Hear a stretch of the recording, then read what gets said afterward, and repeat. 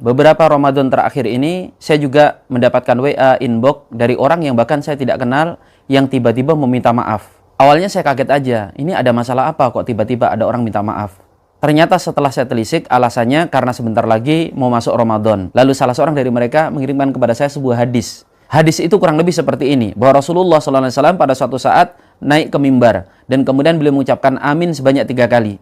Dan ketika ditanyakan alasannya, Rasul mengatakan tadi ada Jibril datang, kemudian membaca 3 jenis doa. Yang isi doa Jibril itu katanya, ya Allah jangan terima puasa seorang anak yang belum meminta maaf kepada orang tuanya. Jangan juga terima puasa seorang suami atau istri yang belum meminta maaf kepada pasangannya. Dan jangan terima puasa seseorang yang belum minta maaf kepada saudara muslimnya. Ketika saya telusuri hadis ini, di kitab manapun saya tidak menemukannya. Perkataan ulama saja, ini tidak ada yang menyatakan yang seperti ini. Berarti hadis palsu dong? Bukan, ini bukan hadis palsu.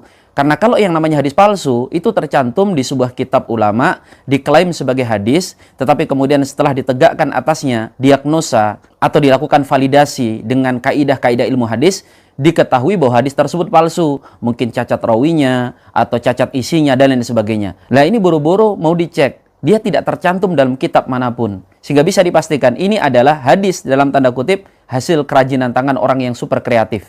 Padahal resiko mengotak-atik hadis itu bukan perkara ringan. Karena diancam dalam sebuah hadis, man kadzdzaba alayya muta'ammidan falyatabawa maq'adahu minan nar. Siapa yang sengaja berdusta atas namaku, kata Rasulullah, maka siap-siap dia menempati kapling dia di neraka. Dan ancaman ini berlaku bukan hanya si pembuatnya, tetapi siapapun yang sudah mengetahui kepalsuan sebuah hadis, kemudian dia ikut-ikutan menyebarkannya. Maka dari sini, teman-teman sekalian, stop. Jangan membroadcast hadis ini.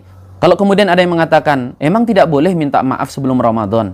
Meminta maaf itu jelas perilaku mulia, diperintahkan oleh syariat. Jika kita salah, minta maaf kepada orang yang kita zalimi. Tetapi kalau kemudian dikait-kaitkan dengan waktu atau tempat tertentu, dengan dalil-dalil yang mengada-ngada, jelas ini tidak diizinkan dan dilarang dalam syariat. Lagian kalau memang merasa berbuat salah, ngapain harus nunggu menjelang Ramadan atau di momen tertentu? Itu pun dengan cara broadcast tulisan yang kelihatannya hanya di copy paste. Sehingga nampak basa-basi dan tidak serius. Dan sudah barang tentu tidak akan mungkin dimaafkan oleh orang yang benar-benar kita zalimi. Ya bagaimana mau dimaafkan ketika kemudian kita meminta maaf padahal ada hutang kita yang tidak kita bayar. Kita pernah menggibah, menfitnah. Meskipun kita menulis sampai jari kita keriting, atau kita meminta maaf dalam bentuk lisan sampai bibir kita sariawan 1 meter, tetapi hak orang tetap kita langgar, utangnya tidak kita bayar, tidak akan mungkin Allah akan ampuni dosa kita.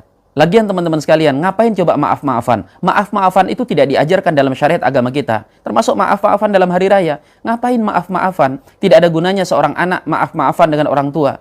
Tidak ada gunanya seorang suami atau istri maaf-maafan dengan pasangannya. Tidak ada gunanya seorang muslim maaf-maafan dengan muslim yang lain. Kan cuma maaf-maafan. Yang diperintahkan itu maaf beneran.